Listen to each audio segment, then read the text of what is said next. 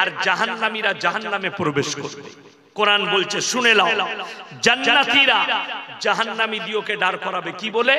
ফি জান্নাতিন ইয়াতাসাআলুনা আনিল মুজরিমিনা মা সালাকাকুম ফি সাকার। তোমরা কেন জাহান্নামে যাচ্ছ? তোমরা তো বলতে আমরা ভালো লোক, তোমরা বলতে আমরা ভদ্র লোক, তোমরা আজকে কেন জাহান্নামে? তাদের এক নম্বর উত্তর যেটা আসবে সেটা হচ্ছে ক্বালু নামনাকু মিনাল মুসাল্লি, আমরা নামাজি মুসল্লিদের মধ্যে ছিলাম না, তাই আল্লাহ আমাদেরকে জাহান্নামে পাঠিয়েছে। এটা এক নম্বর উত্তর। বিসমিল্লাহ। ক্বালু নামনাকু মিনাল মুসাল্লি, আমরা মুসল্লিদের মধ্যে ছিলাম না, তাই আল্লাহ আমাদেরকে জাহান্নামে পাঠিয়েছে। ওয়ালাম নাকু নুতিমুল মিসকিন, আর মিসকিনকে খানা খাওয়াইতাম না, তাই আল্লাহ আমাদেরকে জাহান্নামে পাঠিয়েছে। ওয়া কুননা নাখউদু মাল খাইদিন, এটা বড় প্যাথেটিক। আমাদের সমাজের কিছু লোক আছে, দাড়ি টুপিওয়ালাকে দেখলে, মাদ্রাসাওয়ালা যদি বাজারে বিল্লি আদায় করে, ভাই আমাদের জলসা আছে, ভাই আমাদের হাফিজে কোরআনদের পাগড়ি আছে, ভাই মাদ্রাসায় চাল লাগবে। অনেক সমাজের লোক আছে বলে এরা ভিক্ষা করে খায়, বলে না বলে না, দাড়ি রেখেছে টুপি লাগিয়ে ভিক্ষা করে খাচ্ছে। অনেক লোক নামাজি হলে তাকে দেখে হাসি ঠাট্টা বিদ্রুপ করে। কোরআন বলছে ওয়া কুননা নাখুদু মাল খাইদিন, তারা বলবে আমরা দাড়ি টুপি নামাজি মুসল্লিদিকে দেখে হাসি ঠাট্টা বিদ্রুপ করত, আর তাদের সঙ্গে আমরাও হাসাহাসি করতাম, তাই আল্লাহ আমাদেরকে জাহান্নামে পাঠিয়েছে। ওয়া কুননা নুকাজ্জিবু বিয়াউমিদ্দিন, আর আমরা বিচারের দিবসকে মিথ্যা বলে মনে করিতাম, যে কিয়ামত হবে এটা মিথ্যা মনে হতো, তাই আল্লাহ আমাদেরকে জাহান্নামে পাঠিয়েছে। হাত তুলে সবাই বলুন আজ থেকে 5 ওয়াক্তের নামাজি হব, জোরে বলুন ইনশাআল্লাহ। নামাজ যেন না ছাড়ে। কোরআনে আছে ইন্নাস সালাতা তানহা আনিল ফাহশাই ওয়াল মুনকার, নিশ্চয় নামাজ এমন একটা ইবাদত, মানুষ যখন নামাজ পড়তে লাগে অশ্লীল কাজ থেকে সরিয়ে নামাজটা দিকে ভালো কাজের দিকে নিয়ে যায়। আমার আমি গাড়িতে এসি চালিয়ে শুয়েছিলাম, আমার গাড়ির যে ড্রাইভার আছে চালক, একজন আপনাদের এখানকার ব্যক্তি হবে, গ্রামের ভালো মানুষ, তিনি গিয়ে, আমি পেছনে শুয়ে আছি, ও আমার ড্রাইভারকে দেখে মনে করেছে এটাই মনে হয় ইয়াসিন হুজুর বক্তা, দিয়ে বলছে যে হুজুর আপনি মসজিদে চলুন, মসজিদে শোবার জায়গা আছে, ব্যবস্থা করা আছে। সে 2বার 3বার বলল, কেন বলল? আমার গাড়ির ড্রাইভারকে দেখে আসো, সে যখন আমার কাছে গাড়ি চালাতে চেপেছে 7 বছর আমার গাড়ি চালাচ্ছে, তার হাতে বালা ছিল, চুলের কাট আলাদা ছিল, জিন্সের প্যান্ট আর গেঞ্জি পরত, সবকিছু আলাদা, গুটকাও খেত। আমি কোনোদিন তাকে দাওয়াত দিইনি। দামি কথাটা শুনে যান, আপনাদের সন্তানদিকে শিক্ষা দিবেন। আপনি ভালো হতে গেলে ভালোর সহবতে থাকতে হবে। আপনার সন্তান যদি নামাজি ব্যক্তির সঙ্গে উঠা বসা করে, সে 1 সপ্তাহ পরে নামাজি হয়ে যাবে। আপনার ছেলে যদি গাঁজার আসরে বসে, 1 মাস পরে সেই ছেলে গাঁজা খাবে। আপনার ছেলে যদি মদের আসরে বসে, 1 মাস পরে মদ খাবে। আপনি যেদিকে স্কলার ভাবছেন না, আপনার চলার পথ ভাবছেন, এরা একজনও চলার পথ না। আমি আর্টিস্টগুলোর নাম করব না। মোবাইলে তারা জো খেলার জন্য আবেদন করছে, কোম্পানির কাছ থেকে তারা কোটি কোটি টাকা পাচ্ছে, কোটি কোটি। নায়িকারা, নায়ক, বাংলারও কিছু নায়ককে দেখলাম, মূর্খ, গন্ড, গাধা, গরু, তারা অ্যাড দিচ্ছে, দেখবেন কিরাম খেলার জন্য মোবাইলে অ্যাড আসছে না, আসছে না। জুয়ো রিমি সার্কেল বলে একটা অ্যাড আসছে। আমাকে একজন ভদ্রলোক ফোন করেছিল, চাকরিজীবী, প্রশাসনিক কোন চাকরি করে। আমাকে বললে হুজুর একটু মুসলমান দিকে সাবধান করবেন। কি ব্যাপারে? এই জুয়ো খেলার ব্যাপারে। হাজার হাজার মুসলিম যুবক মুসলমান এই জুয়া খেলার মাধ্যম দিয়ে কোটি কোটি টাকা তারা নিঃস্ব হয়ে যাচ্ছে, নিঃস্ব ভিখারি। আর জুয়া খেলার সিস্টেম জানেন কি? শয়তানের খেলা। যখনই আপনি খেলবেন প্রথমে আপনি টাকা পাবেন নিশা ধরাবার জন্য, 20,000, 30,000, 40,000। তারপরে আপনাকে একবারে 3 লাখ 4 লাখ না হলে 10 লাখ গুটাবে, এমন গুটাবে আপনাকে ভিক্ষে করে খেতে হবে। আপনি এদিকে স্কলার ভাবছেন। আরে সব থেকে চরিত্রহীন এরা যারা জুয়োর অ্যাড দিচ্ছে, এই আর্টিস্ট, বলিউড থেকে টলিউড পর্যন্ত, এদের নামে অ্যারেস্ট ওয়ারেন্ট জারি হওয়া দরকার, এদিকে লকআপে ভরা দরকার। যে হাজার হাজার মানুষের জীবনকে এরা পণ্য করছে এই অ্যাড দিয়ে। রিমি সার্কেল খেলো, লুডু খেলো, এত টাকা পাবে, অ্যাড দিচ্ছে মোবাইল। এরপর বলুন, আপনি একটা আলেমের কাছে বসলে, একটা নামাজির কাছে বসলে আপনি কি পাবেন? মদ খেতে বলবে, গাঁজা খেতে বলবে? বলবে না। আপনাকে বলবে নামাজ পড় না। তো আমার বন্ধু হয়েছিস, আমার সাথে ঘুরছিস, নামাজ পড়িস না কেন? সে লজ্জায় নামাজ পড়বে। আমার ড্রাইভারকে আমি জীবনে দাওয়াত দিই, হঠাৎ দেখছি সে দাঁড়িয়ে রেখেছে, হঠাৎ দেখছি সে আমার মতো পোশাক, প্যান্ট শার্ট ছেড়ে দিয়েছে, হাতে বালা নেই, সব খুলে দিয়েছে, চেন খুলেছে, সব খুলেছে, সব ছেড়ে দিয়েছে। আমি 4 বছর আগে পুরুলিয়া ডিস্ট্রিক্টে গিয়েছিলাম জলসা করতে। তো যারা খিদমতে ছিল চিনে না কোনটা ইয়াসিন স্যার। আমার ড্রাইভার গাড়িটা লক করে আমরা একসাথে বেরিয়েছি। সে এখন ওকে উজুর পানি দিচ্ছে বদনা করে, কে হাজরাত লিজিয়ে উজু করলে। আমি বললাম কিছু বলিস না। নাস্তায় বসেছি, ভালো ভালো খাবার বলো, ওর দিকে এগিয়ে দিচ্ছে হাজরাত লিজিয়ে। কি বুঝলে? আমি খালি দেখছি। যখন সময় হয়েছে স্টেজে যাবার, তখন তো আমি যাচ্ছি, কি ওকে এসে বলছে হাজরাত চালিয়ে। আমি বললাম ভাই ও হাজরাত नहीं है, मैं हूं, वो हमारा पायलट है। আমাকে বলছে हजरत गलती हो गया। मतलब गलती का क्या बात है? ये तो अल्लाह का करम और रहम है कि किसी अच्छे इंसान के सोहबत में रहो तो अल्लाह इज्जत दे देते। আল্লাহ রসুলের হাদিস শুনেলে যারা আল্লাহর রাস্তায় দিনের উপরে প্রতিষ্ঠিত থাকবে, আল্লাহ মৃত্যুকাল পর্যন্ত তাদেরকে ইজ্জতের রুজি দান করবে। জোরে বলুন সুবহানাল্লাহ। আপনি দিনের উপরে প্রতিষ্ঠিত হন, হালাল পথে চলুন। আজকে তো মুসলমান বলছে আমি মুসলমান, হারাম হালাল বুঝেন, দিন বদ্দিন বুঝেন, শিরক আর বেদাত বুঝেন, কুফরি বুঝে না। বেঈমান কাফেররা সুযোগ পেয়েছে আপনার উপরে জাল ছুড়া, আর আপনি ফেসে গেছেন জালেতে। আমাদের নারীরা ফেসেছে, আমরা ফেসেছি। আপনারা বলুন, শুনবেন মুসলমানকে কিভাবে ফাঁসিয়েছে বেঈমান কাফের? আপনার চোখ দিয়ে পানি পড়বে যে কিভাবে জাল ছুড়ে ফাঁসিয়েছে। আমাদের সমাজে সব থেকে কম বেতন কার? ইমামের। কথা বলে না ইমামের? তো ইমামের। একটা রাজমিস্ত্রির বেতন হচ্ছে 600 টাকা, 318,000 টাকা মাসে পায়, 20,000 টাকা মাসে পায় এটা রাজমিস্ত্রি। কিন্তু একটা ইমাম 4,000 5,000 টাকা পায়। কোন ইমামকে দেখেছে যে তার বউ রাস্তায় বেরিয়ে বন্ধন লোন, গ্রুপ লোন করেছে? আপনাকে দেখিয়ে দেব, 20,000 টাকা রোজগার করে, 30,000 রোজগার করে, তার বাড়িতে দিন না থাকার কারণে, নামাজ না থাকার কারণে, দিনের উপরে প্রতিষ্ঠিত না থাকার কারণে তার বরকত নেই। তার বউকে রাস্তায় বেরোতে হয়েছে, বেঈমান কাফেররা বার করেছে। লোন লাও, গ্রুপ করো, যে লোন লাও, জীবনকে পণ্য করো। অথচ কোরআনে আছে ওয়াহাল্লাল্লাহুল বাইয়া ওয়া হাররামার রিবা, তোমাদের জন্য আমি ব্যবসাকে হালাল করেছি আর সুদকে হারাম করেছি। অথচ ব্যবসা হচ্ছে নবীজির সুন্নাত।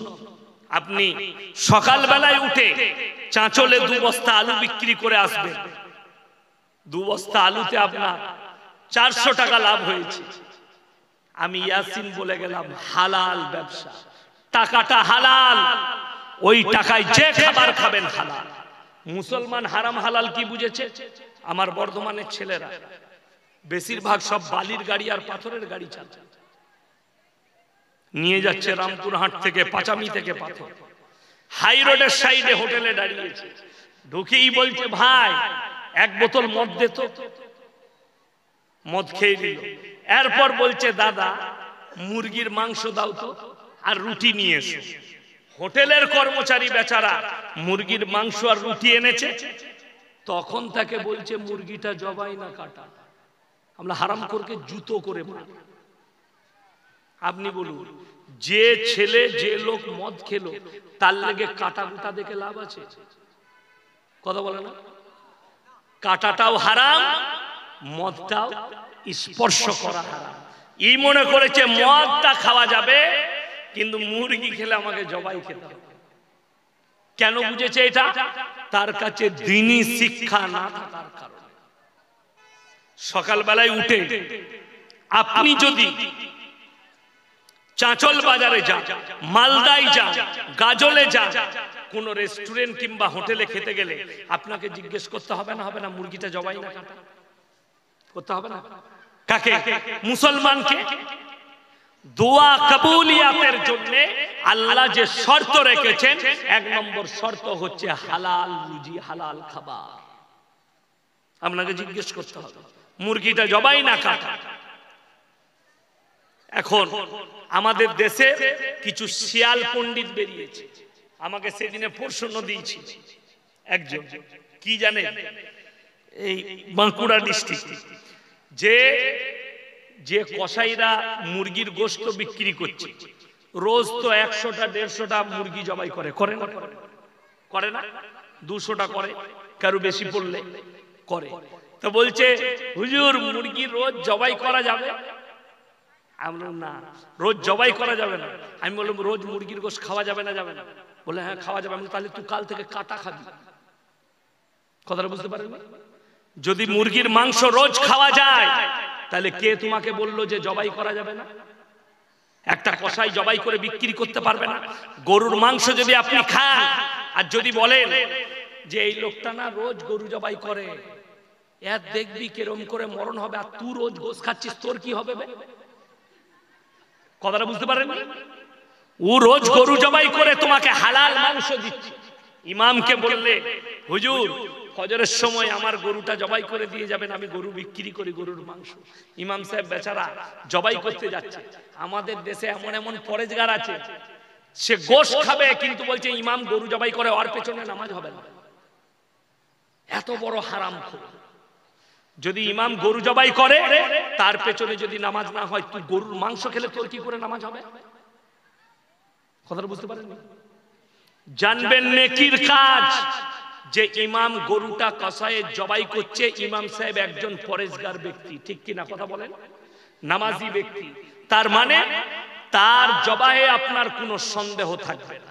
একজন মুসলিমের কাছে আপনি জবাই করা মুরগির মাংস নিচ্ছেন, শুকর আদায় করুন যে জবাই করা পাচ্ছেন। আপনি দেখতে পারেন উত্তরপ্রদেশে সরকার অর্ডার দিয়েছিল মুসলমানরা যাদের খাবারের দোকান আছে, হোটেল আছে, তার নিচে তোমার বড় অক্ষরে নিজের নামটা লিখতে হবে। তার মানে কি? হিন্দু ভাইরা এদের দোকানে খেও না। এটা বললে কেন? বললে তোমাদের ইবাদতের ক্ষতি হবে। বড় কষ্ট লাগে। আপনার ওই মন্ত্রীটার নাম হচ্ছে মুখ্যমন্ত্রী, না না ওই চন্দ্রশেখর না কি, চন্দ্রশেখর বলছি, চন্দ্রবাবু নাইডু, সে বললে তিরুপতি মন্দিরে যে লাড্ডু তৈরি হয়েছে, সেই লাড্ডুতে যে ঘিটা মিশানো হয়েছে, ঘিয়ের মধ্যে গরুর চর্বি, মাছের তেল, শুয়োরের চর্বি। রিপোর্ট হলো, দেখেছেন আর কিছু হয়েছে? মিডিয়ারা কুত্তার মতো চিল্লিয়েছে। কেন চিল্লাইনি? কোম্পানিটা একজন হিন্দু ব্যক্তির, তাই কথাটাকে দাবি দেওয়া হলো। ওই কোম্পানি যদি মুসলমানের হতো এতদিন পাকিস্তানের সাথে জুড়ে যেত। বাংলাদেশ জুড়ে যেত। এই হারামের আওলাদরা এত খারাপ, বড় কষ্ট লাগে। এই কলকাতার মেয়েটা বলেছে যে যদি একজন মুসলমান মাল বিক্রি করে, সে যদি তার দোকানের নাম অমুক রাখে, তা একজন হিন্দু ব্যক্তি মোহাম্মদ শুয়োরের মাংসের দোকান রাখবে। জোরে বলুন নাউজুবিল্লাহ। আল্লাহ রসুলের সঙ্গে শুয়োর শব্দটাকে অ্যাড করেছে ওই মেয়েটা। যদি হিম্মত থাকে তুমি সরকারকে বলো যে মুসলমানরা তার নামের অ্যাড দিয়ে মাল বিক্রি করবে। যে কোম্পানিগুলো ভারত থেকে চাল পাঠাচ্ছে, সৌদি আরব, দুবাই, কাতার, কুয়েত, তাদের ব্যাগের মধ্যে সব ইসলামী ব্র্যান্ডের নাম দিয়ে আছে। তা না হলে ওই আরব দুনিয়া তোমার খাবারে পিশাব করে দিবে। তারা মালটা ঘুরে নিয়ে যায়, এই মাল আমার দেশে বিক্রি হবে না। গরুর মাংস 7টা ফ্যাক্টরি আছে ভারতে বড় বড়। পৃথিবীর দ্বিতীয় স্থানে ভারতবর্ষ, তার মধ্যে 5টা খালি হিন্দু ব্যক্তি। ব্র্যান্ডের নাম মুসলিমদের নাম দিয়ে আছে, আরবিতে লেখা আছে ব্র্যান্ডটা। তুমি তাকে বলো যে তো তোর ধর্মের নাম দিয়ে গোশটা পাঠা, কেমন তেরা লাই একবার দেখবে। আরে ভাই, বলতে গেলে অনেক কথা বেরিয়ে যাবে। ওই জন্য আমি আপনাদেরকে বলে যাচ্ছি, হারাম হালাল চিনুন, দিন আর বদ্দিন চিনুন। বেঈমান কাফেরদের মেহনত যে এদের পেটে হারাম ঢুকিয়ে দাও, আর আমরা মুসলমানরা আর বাজবিজ করতে পারি। আপনি জবাই করা মাংস নিবেন, সকালবেলায় উঠে আপনার বাজারে গিয়ে বললেন, রাতের বেলায় ইয়াসিন ভাই এসেছিল বর্ধমান থেকে, উনি বলে গেছে জবাই করা মাংস খাবি। এইটা বুঝে গেলেন যে আমাকে জবাই করা মাংস খেতে হবে। কিন্তু কিনছেন জবাই করা মাংস, টাকাটা বা সুদের টাকা সেই একই মাল দাঁড়িয়ে গেল। কথাটা বুঝাতে পারলাম? টাকাটা সুদের টাকা একই ক্যাটাগরিতে দাঁড়িয়ে গেল। সুদটা হারাম না হালাল? হারাম। যদি সুদ হারাম হয়, সেই পয়সায় যে খাবারটা খাবেন সেটা কি করে হালাল হতে পারে? কথাটা বুঝাতে পারলাম? জবাই করা মাংস, কিন্তু টাকাটা সুদের টাকা। আল্লাহ রাসূল সাল্লাল্লাহু আলাইহি সাল্লামের হাদিস, কেউ যদি 1 টাকা সুদ খায়, নিজের মায়ের সঙ্গে 36 বার জিনা করার সমান পাপ হবে। নাউজুবিল্লাহ বলে। কেউ যদি সুদখোর থাকেন, আমি অনুরোধ করে যাব, ইস্তেগফার করে ফিরে এসো, হালাল রুজি খাও। কেন? এই দুনিয়ার সম্পর্কে যাদের মহব্বত জেগে গেছে তারা শুনে যান, কোরআন বলছে ওয়ামাল হায়াতুদ দুনিয়া ইল্লা মাতাউল গুরুর। এই দুনিয়া তোমাদের জন্য সম্পূর্ণ ধোঁকা। ধোঁকাটা কাটবে কখন? যখন আপনার কাছে মৃত্যুর ঘন্টা বাজবে, আপনার ধোঁকা কেটে যাবে যে আমি ধোঁকায় পড়ে আছি। আপনার পরিবার, আপনার সন্তান। আজকে মানুষকে নামাজের দাওয়াত দিলে কি উত্তর দেয়? ভাই সময়ে হচ্ছে না, বলে না বলে না। অথচ 3 ঘন্টা চায়ের দোকানে আড্ডা মারছে, 3 ঘন্টা, অথচ নামাজ পড়ে না, বলে আমার সময় হচ্ছে না। আপনি বলুন তো, আপনার কাছে যখন মৃত্যুর ঘন্টা বাজবে, আপনি কি বলতে পারবেন যে মালাকুল মউতকে, ফেরেশতাকে, আমার বিটির বিয়ে বাকি আছে, আমার ছেলের বিয়ে বাকি আছে, আমার এখনো সংসার গুছানো হয়নি, তুমি 2 দিন পরে আসবে, 2 মাস পরে আসবে? কথা বলেন, বলা যাবে? আল্লাহর কসম, মৃত্যুর ঘন্টা বেজে গেলে তোমার জন্য 1 সেকেন্ড আর অপেক্ষা করা হবে না, মৃত্যুর স্বাদ গ্রহণ করতেই হবে। তো আপনি যখন মৃত্যুর গ্যারান্টি নাই, মৃত্যু অনিবার্য আপনার কাছে আসবে। মৃত্যুর জন্য বয়স কোনো ফ্যাক্ট নেই। কেউ 5 বছরে মারা যায়, কেউ 20 বছরে, কেউ 22-এ, কেউ 30-এ, কেউ 50, কেউ 80, কেউ 100, কেউ 150। আল্লাহ যার যতক্ষণ হায়াত দিয়েছে সে ততক্ষণই দুনিয়ায় থাকতে পারবে। যার যতটা রুজি দিয়েছে সে ততটাই রুজি পাবে, তার বাইরে তার কাছে রুজি আসতে পারে না। আপনি কি করে ভাবলেন যে আমি দুনিয়ায় মুক্ত হয়ে থাকবো? অসুবিধা নেই। ইয়াসিন ভাই আমার মা নামাজি, আমার জন্য দোয়া করবে। আমি নামাজ পড়িনি, বেনামাজিতে কি হয়েছে? আমার অসুবিধা নেই, আমি পাপ করেছি, তা কি হয়েছে? আমি অবশ্যই জান্নাতে যাব। তুমি যদি পাপের সাগরে ডুবে জান্নাতে যেতে চাও, তাহলে আল্লাহ রাসূল সাল্লাল্লাহু আলাইহি সাল্লাম নিজের চাচাকে কলমা পড়াতে পারেন। নূহ নবী আর লূত নবী দুজনের বিবি জাহান্নামে যাবে। মায়েরা ভালো করে শুনেলেন। আপনার যদি মনে হয় আমি পাপের সাগরে ডুবে আছি, আমার বাপ আলেম আমাকে পার করাবে, আমার ছেলে আলেম পার করাবে, যারা ভাবছে তারা ভুল পথে আছে। কেন? মৃত্যু অনিবার্য আপনার কাছে ঘন্টা দিবে। আর এই কথাটা ভুল। নূহ নবী আর লূত নবী চুপ করে দাঁড়িয়ে থাকবে। আল্লাহ লাকির টেনে দিয়েছে এই দুজনের বিবিকে, হে আমার নবী আমি জাহান্নামে দেব। কোরআনে আছে, দারাবাল্লাহু মাসালান লিল্লাযীনা কাফারু ইমরাআতা নূহিন ওয়া ইমরাআতা কানাতা তাহতা আবদাইনি মিন ইবাদিনা সালিহিন